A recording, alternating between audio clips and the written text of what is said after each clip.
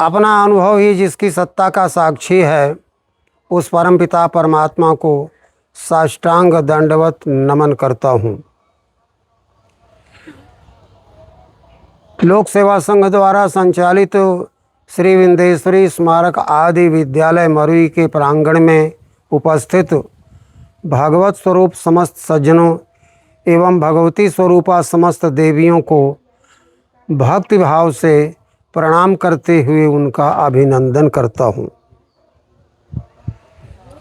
जाने अनजाने किसी भी प्रकार से इस आयोजन में सहयोग देने वाली, शिरकत करने वाली समस्त दिवंगत भुवंगत एवं भुवम भावी आत्माओं का सादर अभिनंदन करता हूँ।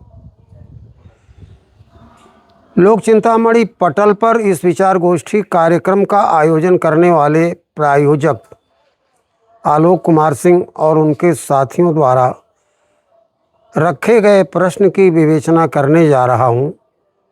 यहाँ कही हुई वाणी हम सभी की बुद्धि को सन्मार्ग में प्रेरित करे ताकि सबका कल्याण हो।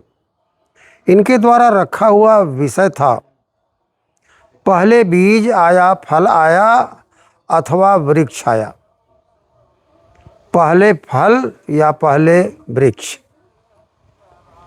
सवाल ये उठता है कि हम बीज से वृक्ष तैयार करते हैं और वृक्ष फल देता है, उससे बीज बनता है और उसको बो करके फिर वृक्ष तैयार कर लिया जाता है।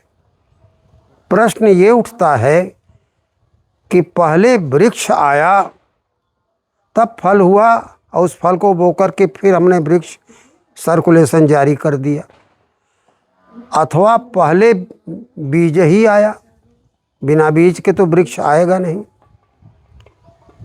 तो इन दोनों में कौन पहले आया, ये सवाल है। इसकी विवेचना हम अध्यात्म विज्ञान और भौतिक विज्ञान से करने की चेष्टा करेंगे। पहले हम भौतिक विज्ञान को लेकर के चलते हैं। भौतिक विज्ञान में बताया कि एक तत्व है जिसमें विस्फोट हुआ, ब्रह्मांड बना। इसे महाविस्फोट सिद्धांत कहते हैं, बिग बैंग थियरी कहते हैं। भारत के अंतरिक्ष वैज्ञानिक खगोल वैज्ञानिक जयंत नार्लिकर और कुछ उनके साथियों ने इस सिद्धांत को थोड़ा चुनौती दिया था, लेकिन वो माने थे कि ब्रह्मांड पहले से था। खैर बात जो भी रही हो, ब्रह्मांड बना, तमाम तरह की चीज़ें आई, बन गईं। बन जाने के बाद जीवन धरती पर आ गया। कैसे आया उसके बारे में नाना प्रकार की बातें हैं। होते होते यहाँ वृक्ष की बात आती है। जीवन कैसे आया? वृक्ष जीवन का प्रतीक है। प्रश्न करने वालों ने ये पूछा कि बीज बो करके हम वृक्ष तैयार करते हैं धरती पर, तो वृक्ष कहाँ, बीज कहाँ से आया? बट वृक्ष तैयार होता है, उसका छोटा सा बीज होता है, अब वही बो करके उगाते हैं तो एक विशाल बट वृक्ष तैयार होता है और उसमें तमाम फल लगते हैं। फिर उससे बो करके नए वृक्ष तैयार होते रहते हैं।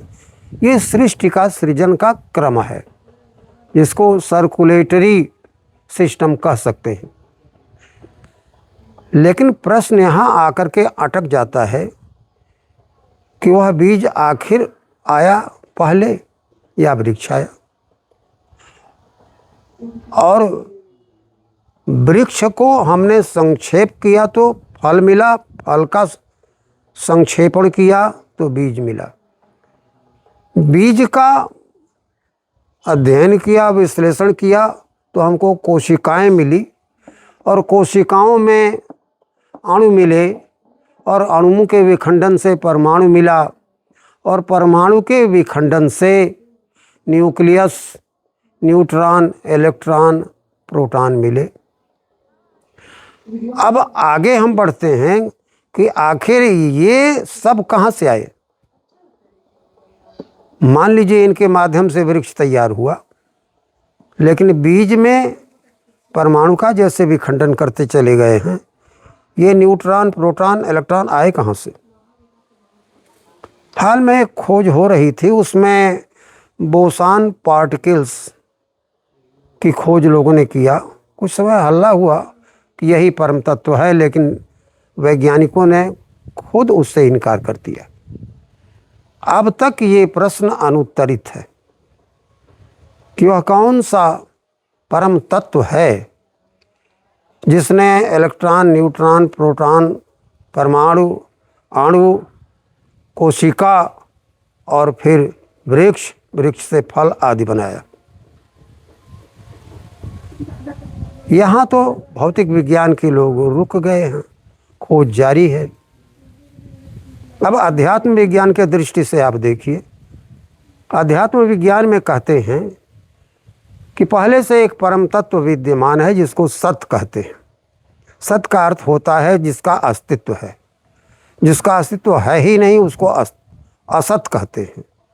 गीता में कहते हैं ना सतो विद्यते भावो ना भावो विद्यते सतः, अर्थात सत्य का अभाव नहीं है और असत्य का अस्तित्व है ही नहीं, वह सत्य परम तत्व है।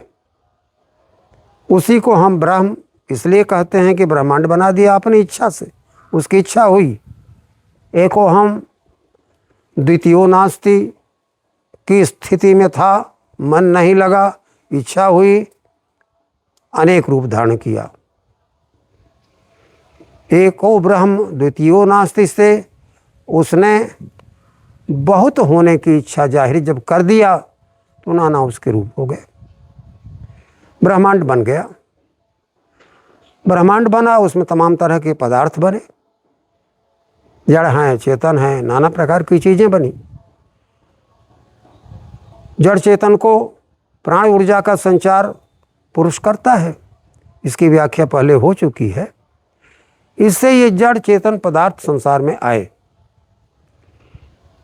अस्थावर जंगम जितने भी जीव हैं, रचनाएं हैं प्रकृति की, वो सब वहीं उसी प्रकृति और पुरुष से होती हैं। प्रकृति जड़ है, पुरुष चेतन है। चेतन ने प्राण ऊर्जा दिया जड़ प्रकृति को, तो जड़ प्रकृति चलायमान हो गई, चेतन हो गई। उसमें कुछ ऐसे पदार्थ बने जो पत्थर जैसे स्थिर रहने वाले थे, कुछ ऐसे थे जिनमें चेतना थी, स्थावर कहलाए, वृक्ष जैसे, कुछ चलने फिरने वाले हैं, वो जंगम कहलाए। सवाल यहाँ ये भी उठा कि क्या पत्थर में चेतना नहीं होती? प्राण ऊर्जा होती है, सुप्त अवस्था में होती है। और स्थावर जंगम 84 लाख योनियाँ जितनी भी हैं, इनमें वह प्राण ऊर्जा क्रियाशील मुद्रा में होती है। वृक्ष बना, वृक्ष से फल बना, फल से बीज निकला, बीज को प्रकृति ने अपनी गोद में लिया और विशाल बट वृक्ष तैयार हुआ, उससे फिर फल निकला और फिर बीज। ये क्रिया आवागमन की सर्कुलेटरी मुद्रा में चलती रहती है। अब सवाल ये उठा कि बीज है कि वृक्ष? तो बीज और वृक्ष दोनों में वही एक सत तत्व समाया हुआ है, और वह सत्य यानी ब्रह्म अनिर्वचनीय तो है ही, अनादि अनंत है, स्वयंभू है। कहाँ से पैदा हुआ इसकी व्याख्या नहीं की जा सकती, वह स्वयं ही पैदा हुआ है। इसलिए बीज और वृक्ष दोनों ब्रह्म स्वरूप हैं, ये स्वयं ही पैदा हुए हैं, और इसी रूप में बीज और वृक्ष का क्रम धरती पर आया। इसलिए यह कहना कि पहले फल या बीज आया या पहले वृक्ष आया, थोड़ा भ्रांति होगी। वास्तव में एक ही सत तत्व है जो दोनों में विद्यमान है, उसी के द्वारा ये रचना हुई है। किसी को पहले या बाद में कहना भ्रांति मूलक होगा। अस्तु। जय जगत।